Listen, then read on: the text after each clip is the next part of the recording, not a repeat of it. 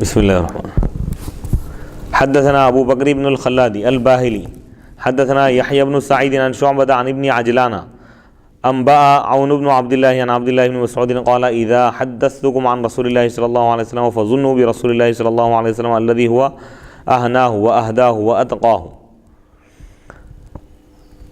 حضرت عبداللہ بن مسعود رضی اللہ تعالیٰ عنہ سے روایت ہے، انہوں نے کہا جب میں تم کو اللہ کے رسول علیہ الصلوۃ والسلام سے کوئی حدیث بیان کروں تو تم گمان کرو اللہ کے رسول علیہ الصلوۃ والسلام کے بارے میں، وہ اللہ کے رسول جو وہ اس چیز کا گمان کرو جو زیادہ مناسب ہے آپ کے لیے اور زیادہ ہدایت یافتہ چیز ہے اور زیادہ وہ اتقا اور زیادہ تقوی کی جو بات ہے اس کا گمان کرو تم. اور ابھی سے پہلے یعنی بتانا یہ چاہ رہے ہیں کہ حضور علیہ الصلوۃ والسلام سے جو چیز ثابت ہے، جو حدیث ہے، اس سے بہتر کوئی اور چیز نہیں ہو سکتی. تو اس میں اپنی عقلی گھوڑے نہیں دوڑانا ہے، عقل کے گھوڑے. حدیث میں یہ ہے وہ چیز یہ ہے تو اپنی عقل ناقص ہے. کہیں اگر قرآن و حدیث میں اگر جو بات بیان کی گئی اگر عقل میں سمجھ میں نہیں آ رہی تو یہ سمجھنا چاہیے کہ ہماری عقل غلط ہے، قرآن و حدیث صحیح ہے. سبحان اللہ سبحان عقلی دوڑے نہیں گھوڑانا چاہیے. ہائے ہائے عقلی گھوڑے اگر دوڑائیں گے تو گمراہ ہو سکتا ہے انسان. حکمتوں میں جانا کام نہیں ہے. بندہ ہے، بندے کے معنی ہے غلام. اگر یہ حکم دیا جائے اللہ اس کے رسول کی طرف کہ فلاں جگہ فلاں سمندر میں تم کود جاؤ تو بندہ یہ نہیں سوچنا کہ اگر میں سمندر میں کودوں گا تو ڈوب جاؤں گا. حاضرین، تو آج جو ماحول چل رہا ہے قرآن و حدیث کے خلاف چل رہا ہے اور اس ماحول کو ختم کرنے کے لیے یہ درس کا اہتمام کیا جا رہا ہے کہ پوری دنیا میں ایک روحانی اور دینی اور بہترین پرامن انقلاب برپا کرنے کے لیے امت مسلمہ کو دینی تعلیم سے حضور علیہ الصلوۃ والسلام کے ارشادات سے جوڑنے کے لیے کہ اس سلسلے کے ذریعے ہم حضور کے قریب ہوتے جائیں گے. احادیث شریفہ پڑھنا گویا کہ ہم حضور کی بارگاہ میں ہیں اور حضور کے کلام کو ہم سن رہے ہیں. احادیث شریفہ کی یہ اہمیت ہے، یعنی ایک روحانی تعلق امت کا حدیث کے ذریعے ہی حضور سے جڑ سکتا ہے.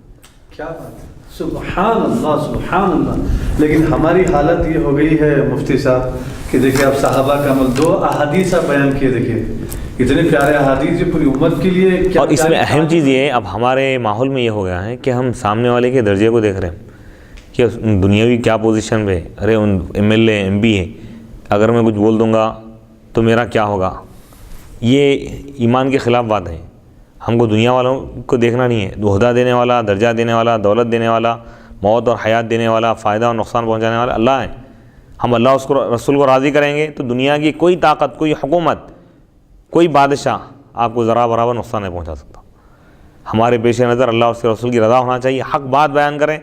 اگر کوئی شخص چاہے سامنے والا کوئی بھی ہو اگر حدیث کے خلاف کر رہا ہے، اگر ہم کو حدیث معلوم ہے تو فوراً ہم پہنچا دیں، نرم انداز سے سمجھاتے ہوئے، مخالفانہ انداز میں نہیں، اس کو سمجھاتے ہوئے ہم یہ حدیث پہنچائیں کہ بھئی حدیث میں ایسا ہے اور آپ کا عمل حدیث کے خلاف ہے، ہم روکیں. تو یہ بہت بڑا مجاہدہ ہے اور اس کی آج بہت ضرورت ہے. آج ہم کئی چیزوں کو دیکھ کر نظر انداز ہو رہے ہیں. ہم کو کیا کرنا ہے؟ امت کا جو درد ہے، جو تکلیف ہر مومن کو ہونا چاہیے امت کے بارے میں، جو فکر ہونا چاہیے وہ ختم ہو رہی.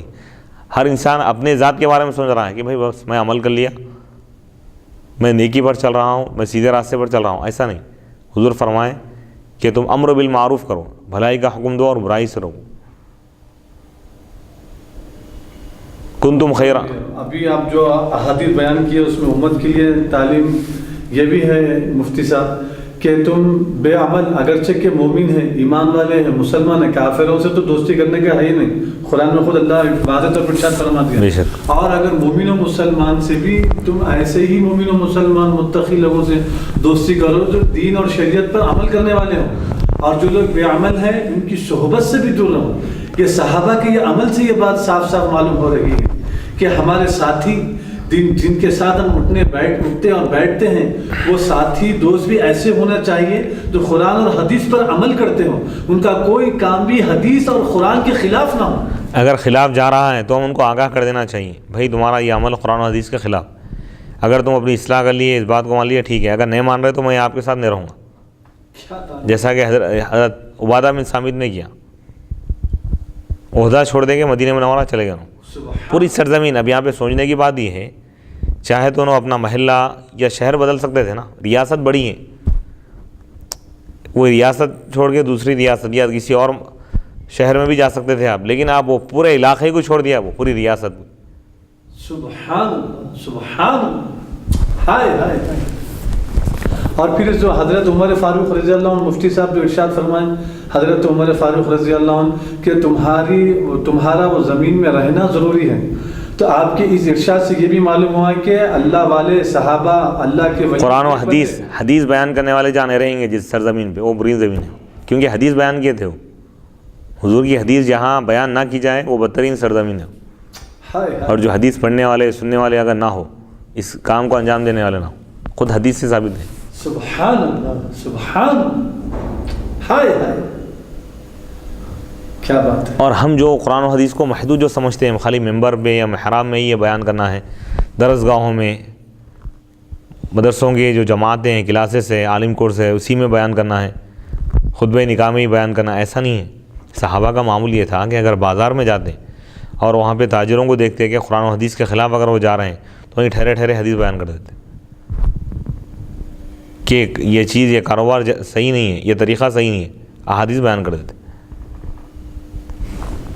تو یعنی ہم صرف احادیث کو صرف درس و تدریس یا سننے سنانے تک محدود نہ رکھیں، بلکہ اپنی عملی زندگی میں، اپنے اہل و عیال، بیوی بچوں میں، اپنے خاندان والوں میں، دوست و احباب میں، رشتہ داروں میں، اپنے گروپ میں، اپنے حلقے میں، جہاں جہاں ہم جا رہے ہیں، جہاں جہاں ہم رہتے ہیں، جہاں جہاں ہم کام کر رہے ہیں، کوئی بھی اگر حدیث کے خلاف عمل کرتا ہوا نظر آئے، کوئی بھی مومن، تو ہم اس کو احادیث کے ذریعے ہم اس کی رہنمائی کریں، اس کو برائی سے روکیں اور اچھائی کی طرف لائیں. یہ ہر ایک کی ذمہ داری. بسم اللہ الرحمن الرحیم. حدثنا محمد بن بشار حدثنا يحيى بن سعيد عن شعبة عن عمرو بن مرة عن أبي البحتري عن أبي عبد الرحمن السلمي عن علي بن أبي طالب قال إذا حدثتكم عن رسول الله صلى الله عليه وسلم حديثا فظنوا به الذي هو أهناه وأهداه وأتقاه. حضرت سیدنا علی ابن ابی طالب رضی اللہ تعالیٰ عنہ سے روایت ہے، آپ نے کہا میں جب اللہ کے رسول علیہ الصلوۃ والسلام سے تم سے کوئی حدیث بیان کروں تو تم گمان کرو حضور کے بارے میں، اس حدیث کے وہ چیز جو زیادہ بہتر ہے اور زیادہ ہدایت یافتہ چیز، یعنی اس حدیث کو تم سب سے زیادہ بہتر چیز اسی کو سمجھو، اور سب سے زیادہ ہدایت کی چیز اسی کو سمجھو، اور زیادہ تقوی کی چیز یہ اسی حدیث کو سمجھو. تم یہ بتانا چاہ رہے ہیں. حدیث آنے کے بعد کوئی اور چیز کی طرف ذہن مت لے جاؤ، منطق، فلسفہ، اس میں نہیں جانا ہے، سائنس ضرورت ہی نہیں ہے. وہ سب چیزیں بیکار ہیں، ظنیات ہے. وہ خاص طور پر منطق کو لاتے حدیث کے مقابلے میں. کوئی اگر کسی کا قول بھی لا رہا ہے، فلاں کا قول ایسا ہے، تو وہ بھی گمراہی ہے. حضور کے مقابلے اگر کوئی ہے تو صرف اللہ ہے. حضور سے بڑھ کے اگر کسی کا مقام ہے کائنات.